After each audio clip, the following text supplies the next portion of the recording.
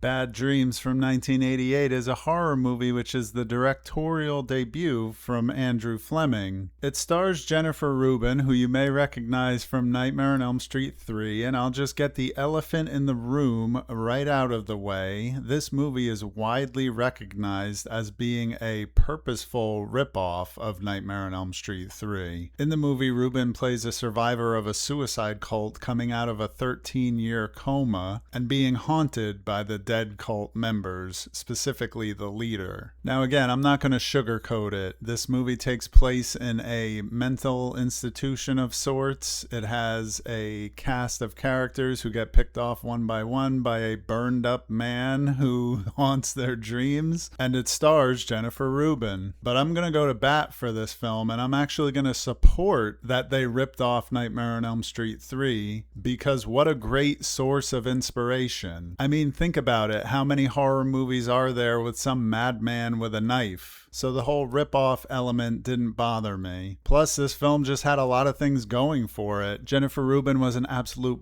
babe back then, and still is, by the way. I thought the pacing was good, the effects were good, the music is great, and on the director's commentary, Fleming noted that on a test screening, he thought the reviews were higher than they should have been because Guns N' Roses' Sweet Child of Mine plays over the credits. And I won't lie, when that riff started, I thought this movie's getting an extra star just for that. But in reality, I sincerely liked this film. I think it gets a bad rap, and if you've been avoiding it because of the comparisons to Nightmare on Elm Street 3, just roll with it. Bad Dreams is a good movie. Lisa Lisa, also known as Axe from 1974, came onto my radar because it draws comparisons to a more recent horror film that is one of my favorites.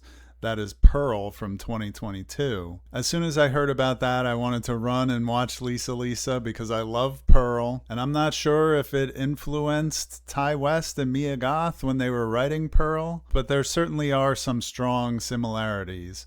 Lisa lives on a farm with her paralyzed grandfather who can't do anything. He's almost comatose in a way and just staring at a blank TV screen throughout the whole movie. And the plot revolves around a small gang of criminals taking refuge on the farm by force. When one of the men tries to assault Lisa in the night, she defends herself and takes revenge on the rest of the men. I thoroughly enjoyed this movie. It definitely has that grimy grindhouse kind of feel. Definitely has a similar vibe to Texas Chainsaw Massacre and other films of the era. And I found the choices in the plot, though they were somewhat predictable, to be extremely satisfying, especially when they took turns that I wasn't expecting. This film is moody and atmospheric and can be called a slow burn, but it clocks in at just over an hour. So it's one of those movies that is paced deliberately, but also does not wear out its welcome. If you're into those grungy, grimy exploitation films of the 70s and you haven't seen this one, or you're a fan of Pearl from 2022 and you haven't seen this one,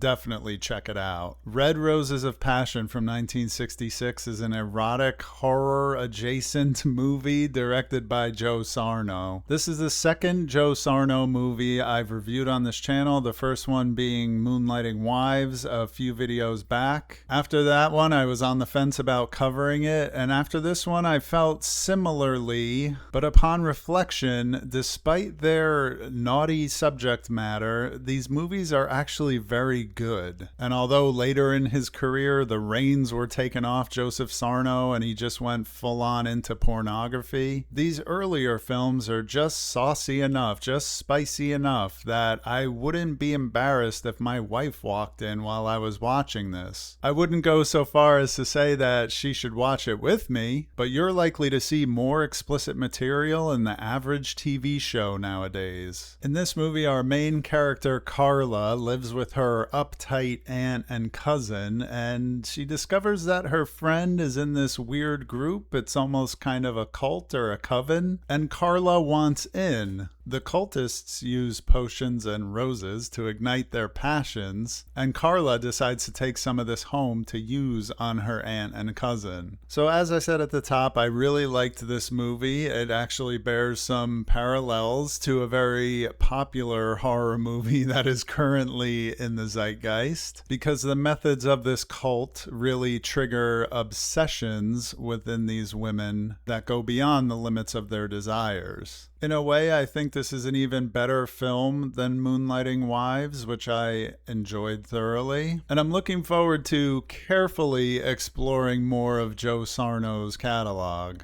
And that'll do it for this episode. Thank you for watching till the end. And if you like these short movie reviews that I do, I have a whole playlist of them on my channel. Thanks again, and I'll see you on the next one.